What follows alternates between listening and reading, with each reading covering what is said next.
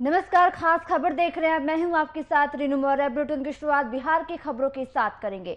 बिहार चुनाव में नीतीश कुमार के साथ गए जीतनराम मांझी लगातार विरोधियों पर हमलावर हैं और उन पर होने वाले हमले का जवाब दे रहे हैं। जीतनराम मांझी ने पहले एलजेपी अध्यक्ष चिराग पासवान पर जवाबी हमला बोला और अब नेता प्रतिपक्ष ने जब नीतीश कुमार पर निशाना साधा है तो मांझी एक बार फिर से बचाव में उतर पड़े हैं। जीतनराम मांझी ने दलितों के सवाल पर नीतीश कुमार का समर्थन किया है।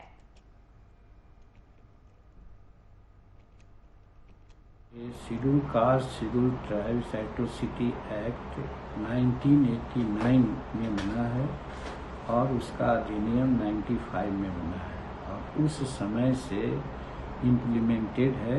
कहीं कहीं इसमें संशोधन भी होते रहा है, पर मूल रूप में जो उसका सेक्शन 325 है उसमें सज़ा का प्रावधान है और जो विक्टिम है उसको पेंशन तो मिलेगा ही, पेंशन के अलावे रोज़गार देना है। रोज़गार में सरकारी नौकरी भी है, लाइसेंस देना हो या फिर खेती जो ज़मीन खरीद करके देना है, उनके बाल बच्चों को रेजिडेंशियल विद्यालय में पढ़ाना है। ये सारा प्रोविज़न है। वहीं बिहार चुनाव के पहले नीतीश कुमार ने दलित कार्ड खेलते हुए हत्या के बाद परिवार के एक सदस्य को नौकरी देने की जो घोषणा की है, जो कि विरोधियों को रास नहीं आ रही। कांग्रेस ने भी आरजेडी के बाद नीतीश कुमार की इस घोषणा को चुनावी झुंझुना बता दिया। बिहार कांग्रेस प्रभारी शक्ति सिंह गोहिल ने कहा है कि चलाई गई बेला में नीतीश कुमार केवल झूठे वादे कर रहे हैं। शक्ति सिंह गोहिल ने कहा है कि सबको पता है कि चंद दिनों में बिहार के अंदर चुनाव की घोषणा हो जाएगी और काम कुछ भी नहीं होना है, लेकिन नीतीश कुमार चुनावी शिगुफा के दौर पर यहाँ पे दलित प्रेम का दिखावा कर रहे हैं।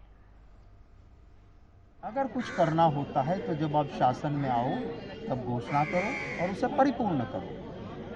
आपका शासन जब डूबने की नैया है, शासन खत्म हो रहा है, बस आचार संहिता लग जाएगी, काम तो कुछ होना नहीं है। सिर्फ वोट बैंक की पॉलिटिक्स के लिए ठगने वाली जो भी बातें भाजपा या जेडीयू कहेगी या उनके नेता करेंगे, बिहार की जनता उनके झांसे में नहीं आएगी। देख लिया बिहार की जनता ने, चुनाव के वक्त कहा था कि बाढ़ तो इतिहास बन जाएगा मित्रों, अब बिहार में बाढ़ नहीं आएगी।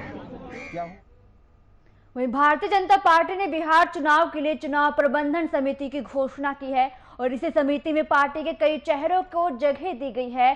चुनावी प्रबंधन के लिए इस कमेटी का गठन भी किया गया है और पार्टी के प्रदेश अध्यक्ष डॉक्टर संजय जायसवाल ने इसकी घोषणा की है। और आपको बता दें कि नित्यानंद राय को बिहार में चुनाव प्रबंधन समिति का जिम्मा भी दिया गया। डॉक्टर संजय जायसवाल ने कहा है कि एनडीए में सीटों का बंटवारा बिल्कुल भी सही समय पर हो जाएगा और सबके सामने इसकी विधिवत घोषणा भी कर दी जाएगी।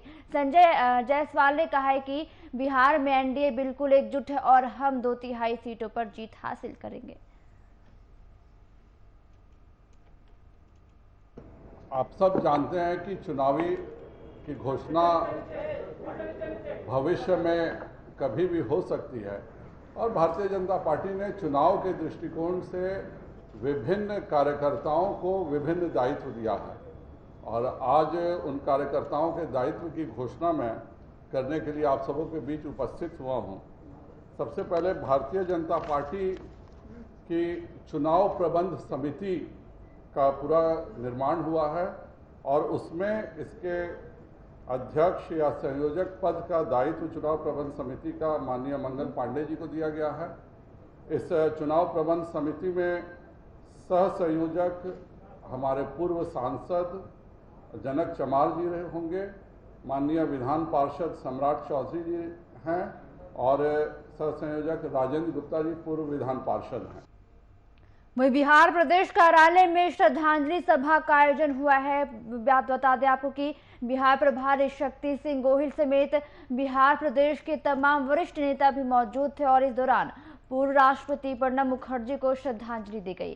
साथ में शिक्षक दिवस के मौके पर शक्ति सिंह गोहिल ने कहा है कि बिहार में शिक्षकों का हाल सही नहीं है। सरकार बिहार में शिक्षकों पर लाठियां बरसा रही है। वहीं नीतीश सरकार ने शिक्षकों से झूठा वादा भी किया है।